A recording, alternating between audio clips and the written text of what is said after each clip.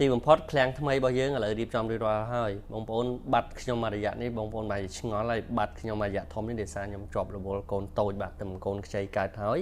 មួយទៀតគឺរវល់រៀបចំឃ្លាំងថ្មីដូរពីឃ្លាំងចាស់មកឃ្លាំងថ្មីដូចគ្នាឥ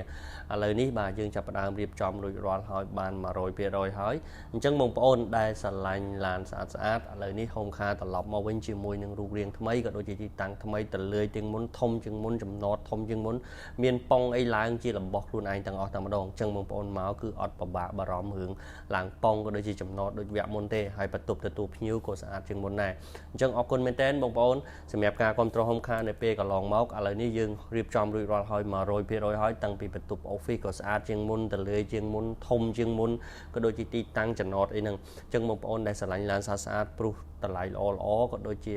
ប្រភេទឡាន Grade A អាចតាក់ទងបានហើយទីតាំងយើងវិញនៅក្បែរជាប់នឹងក្រសួងសាធារណការដឹងជូនសាខាក្រុងភ្នំពេញនេះទេអត់ពិបាករកទេគឺនៅលើផ្លូវធំទៀតអញ្ចឹងបងប្អូនអត់ពិបាកទេបងប្អូនចាប់អារម្មណ៍អីឡានស្អាតអាចអញ្ជើញមកមើល Home Car បានឥឡូវ Home Car ត្រឡប់មកវិញហើយអរគុណបាយបាយ